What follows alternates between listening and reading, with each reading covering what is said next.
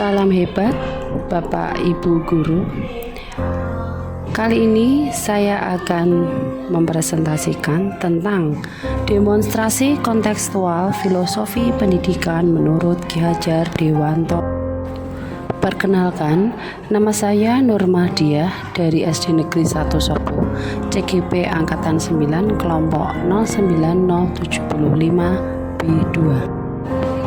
Menurut Ki Hajar Dewantoro, hakikat pendidikan adalah seluruh daya upaya yang dikerahkan secara terpadu untuk tujuan memerdekakan aspek lahir dan batin manusia. Beliau juga mengemukakan bahwa tujuan pendidikan adalah memajukan kesempurnaan hidup. Dalam kesempatan kali ini, saya akan memaparkan tentang penerapan gagasan, alasan yang kontekstual, hasil penerapan, dan tantangan serta solusi penerapan pemikiran KHD yang sesuai dengan konteks kelas, yaitu pendidikan yang berpihak pada murid. Menurut saya ada 8 ide yang sesuai dengan pemikiran KHD. Yang pertama adalah pendidikan bersumber pada trilogi pendidikan. Yang kedua berasaskan trikon. Yang ketiga tripusat pendidikan. 4. Pendidikan yang menuntut anak pada kodratnya. 5. Pendidikan yang berpusat pada murid. 6. Pendidikan budi pekerti. 7. Pendidikan yang diibaratkan menanam padi. Yang terakhir adalah belajar sambil bermain. Pendidikan yang bersumber pada trilogi pendidikan ing ngarsa Zongklodo, ing Madya Mangunkarso, Tut Huri Handayani. Sebagai pendidik, kita harus memiliki kemampuan untuk mewujudkan dalam proses pembelajaran yang memihak pada murid. Pendidikan yang berasaskan trikon, kontinuitas, konvergensi, konsentris. Sebagai pendidik, kita perlu memberikan prioritas pada kemerdekaan dalam proses pembelajaran. Tripusat pendidikan sebagai sumber belajar. Yang pertama adalah keluarga, ada sekolah, dan masyarakat. Ketiganya secara tidak langsung telah memberikan kontribusi yang kuat dalam membentuk praktik pendidikan yang berkualitas. Selanjutnya ada pendidikan yang menuntut anak pada kodratnya. Ada 2 kodrat, yaitu kodrat alam dan kodrat zaman. Pendidikan bertujuan untuk menuntun segala kodrat yang ada pada anak-anak agar mereka dapat mencapai keselamatan dan kebahagiaan yang setinggi-tingginya. Pendidikan yang berpusat pada murid. Pendidik harus tahu minat, kebutuhan, dan potensi dari anak. Hal ini dapat dilakukan dengan cara memberikan model dan metode pembelajaran yang beragam di kelas. Hal ini dapat membangun kebiasaan menjadi pembelajar sejati dengan tujuan mendorong rasa ingin tahu terhadap hal-hal baru.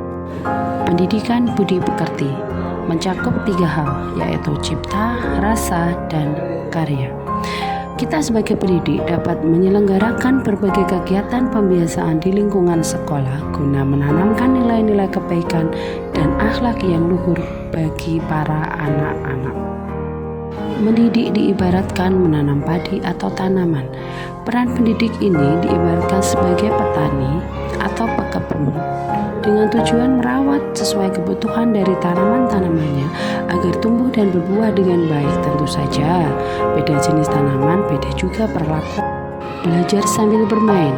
Selama proses pembelajaran, kita perlu mengakui sifat alami anak-anak adalah gemar bermain. Sebagai pendidik, kita perlu memiliki kemampuan untuk menyuntikkan elemen permainan ke dalam pembelajaran. Penggunaan permainan tradisional juga dapat memberikan nilai tambah. Kita juga berperan dalam mendidik serta menjaga anak-anak untuk menjaga dan melestarikan warisan budaya.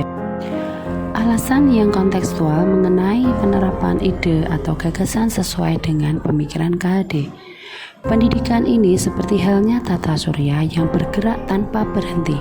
Pendidikan pun tidak boleh berhenti.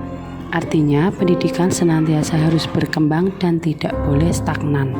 Sebagai pendidik, kita harus bisa menjadi teladan para murid, harus bisa membentuk karakter positif, memberikan motivasi, serta menciptakan lingkungan pembelajaran yang Berikut adalah hasil penerapan ide atau gagasan KHD dalam pendidikan.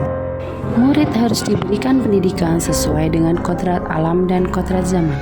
Kodrat alam berkaitan dengan isi irama, sedangkan kodrat zaman berkaitan dengan keterampilan abad dulu. Pertama adalah budi pekerti, bisa diterapkan dengan 5S. Berdoa, pembiasaan harian untuk membersihkan ruang kelas, kegiatan dana spontanitas, kegiatan ekstrakurikuler, serta kegiatan upacara dan mendengarkan lagu Indonesia secara rutin pada pukul 10. Cinta lingkungan, hal ini bisa diterapkan dengan cara memelihara taman depan ruang kelas masing-masing, memilah sampah organik dan non-organik, serta mengumpulkan sampah yang bisa didaur. Menciptakan pembelajaran yang menyenangkan yang berpihak pada murid. Guru bisa menggunakan media yang menarik, menggunakan metode pembelajaran yang variatif, memberikan ice breaking agar tidak jenuh, selalu memberikan reward positif, serta menggunakan media pembelajaran interaktif seperti EduGame dan Quizzes. Tentu saja dalam menerapkan ide ini pasti ada tantangan dan solusi. Berikut adalah tantangan dan solusi yang saya hadapi. Ada 3 tantangan yang saya hadapi. Yang pertama yaitu kurangnya konsistensi dari guru dan siswa. 2. Akses informasi dari internet yang sangat mudah. 3. Pengaruh lingkungan dari keluarga dan masyarakat yang kurang kondusif. Solusi untuk saya pribadi sebagai guru adalah mengikuti pelatihan untuk meningkatkan kompetensi dalam memanfaatkan teknologi pendidikan. Yang kedua, tidak menggunakan HP saat mengajar. Yang ketiga, memberikan contoh berupa tindakan nyata. Yang keempat, melihat contoh-contoh video pembelajaran yang sesuai dengan karakter kelas saya. Yang terakhir adalah selalu menanamkan prinsip bahwa guru adalah teladan siswa. Solusi untuk para siswa misalnya diberikan tugas dengan memanfaatkan kemampuan siswa menggunakan media sosial oleh guru. Yang kedua, diberikan beberapa alternatif cara mengerjakan tugas atau menjawab soal dalam pelajaran intrakurikuler sesuai dengan kemampuan siswa. Yang terakhir, diberikan kebebasan siswa untuk memilih ekstrakurikuler yang diminati.